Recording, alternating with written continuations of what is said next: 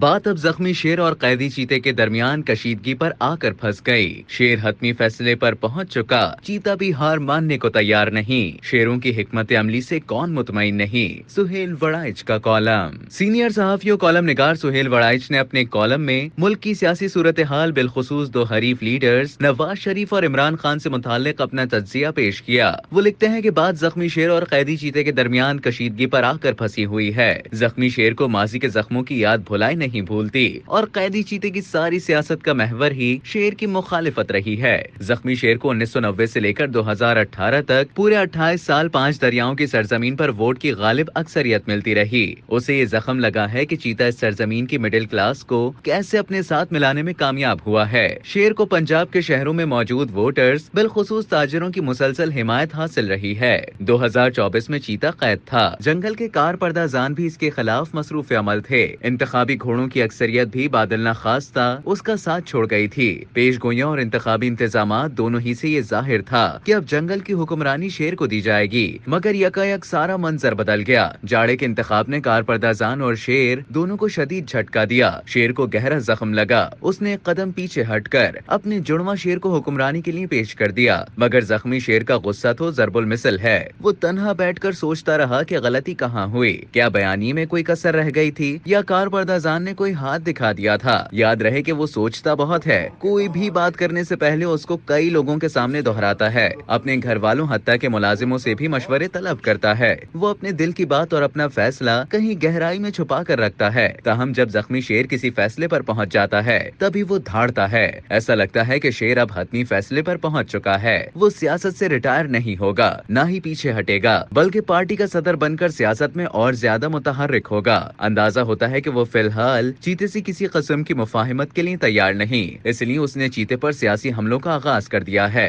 دوسری طرف وہ ان ججوں اور جرنیلوں کو بھی معاف کرنے پر تیار نہیں جو اسے اقتدار سے ہٹانے میں ممدو معاون رہے۔ گویا آنے والے دنوں میں زخمی شیر اور قیدی چیتے کی لڑائی اور بڑھے گی۔ قیدی چیتے نے اگلے روز مرشد کی طرح سپریم کورٹ کے اندر لگی چھوٹی سی اسکرین کے ذریعے اپنے عقیدت مندوں کو درشن کروایا۔ چیتا قید میں رہ کر صحت مند اور حشاش بشاش ہے۔ اس کی ہلکی نیلی شرٹ، شیو زدہ چہرہ اور رنگے ہوئے سیاہ بالوں سے لگا کہ چیتا ہار ماننے کو تیار نہیں۔ تاہم چیتے کی ہواری کئی بھیڑ بکریاں بار بار اسے سمجھاتی ہیں کہ کار پردازان سے براہ راست لڑائی ٹھیک نہیں۔ ہو سکتا ہے کہ چیتے نے ان کی بات سمجھ لی ہے، یا پھر منہ کا ذائقہ بدلنے کی خاطر ہی صحیح اس نے کہہ دیا ہے کہ فوج اور عوام کو آمنے سامنے نہیں ہونا چاہیے، مگر کار پردازان کے رویے میں 9 مئی کے حوالے سے لچک نہیں۔ ایسا لگتا ہے کہ کار پردازان کو اپنے اتحادی شیروں اور کالے گاؤن پہننے والے مصنفوں سے شکایت ہے۔ شیروں کے قبیلے سے ان کی یہ شکایت ہے کہ وہ کھل کر اپنی پوری طاقت سے قیدی چیتے کی سیاسی مخالفت کیوں نہیں کرتے، اور مصنفوں سے ان کا یہ گلہ ہے کہ 9 مئی کے گناہگاروں کو سزا دینے کے راستے میں یہ کیوں رکاوٹ ہے۔ ISPR کے جنرل اور سپاہ کے سالار کا خود 9 مئی کے ملزموں کے خلاف سامنے آنا ایک طرف تو فی الحال چیتے کی جماعت کے ساتھ کوئی رعایت نہ برتنے کا اشارہ ہے، اور دوسری طرف اس اقدام سے یہ بھی شائبہ ہے کہ وہ شیروں کی سیاسی حکمت عملی پر مطمئن نہیں، وگرنہ انہیں خود سیاست پر بولنے کی ضرورت محسوس نہ ہوتی۔ قیدی چیتے کی پسند ناپسند بہت گہری ہے۔ ایک بڑ بولے انصافی MNA ان دنوں بہت مقبول ہوئے ہیں، مگر انہوں نے قیدی چیتے کے سامنے اونچا بول کر اپنی اپوزیشن تباہ کر لی ہے۔ اسی طرح چیتے کو جو ہی پتا چلتا ہے کہ اس کی کسی بھیڑ یا بکری کا کار پردازان سے گہرا رابطہ ہے تو وہ فوراً اس سے فاصلہ پیدا کر لیتا ہے۔ قیدی چیتا غصے کا بھی تیز ہے، اس کیفیت میں آ جائے تو اس کا دل کرتا ہے کہ جوتا اتار کر دوسروں کو مارنے لگے۔ چیتے کو جتنے بھی لوگوں نے مفاہمت کا مشورہ دیا ہے، چیتے نے ان کی بات سنی اور پھر انہیں خود سے دور کر دیا۔ قیدی چیتے کو جب یہ پتا لگا کہ اس کے وزیر اعلیٰ گنڈا پور کی وزیر داخلہ محسن نقوی سے بڑی خوشگوار ملاقات ہوئی ہے تو اس کے تن بدن میں آگ لگ گئی۔ اس نے وزیر اعلیٰ پر غصے کا اظہار کیا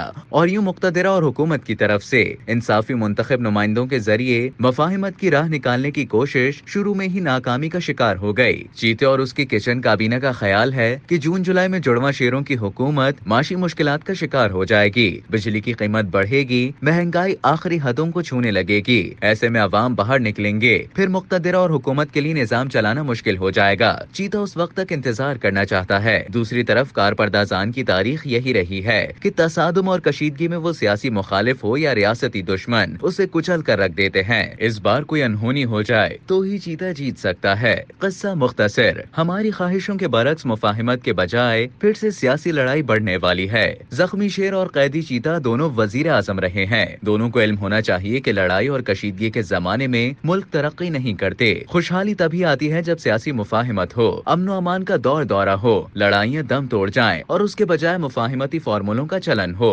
افسوس تو یہ ہے کہ نونی اور انصافی دونوں لڑنے پر آمادہ ہیں، حالانکہ اس میں دونوں کا نقصان ہوگا. اصل میں غصہ انسان میں خودکشی تک کے جذبے کو پیدا کر دیتا ہے. اگر سیاسی کارکن ہی خودکشی پر آمادہ ہیں، جمہوریت کو بارود سے اڑانا چاہتے ہیں، آپس میں دست و گریباں ہونا چاہتے ہیں، تو پھر اس ملک کی قسمت کیسے بدل سکتی ہے؟ لڑنے کے بعد بھی بالآخر صلح ہوگی، مگر 5-10 سال ضائع ہو جائیں گے.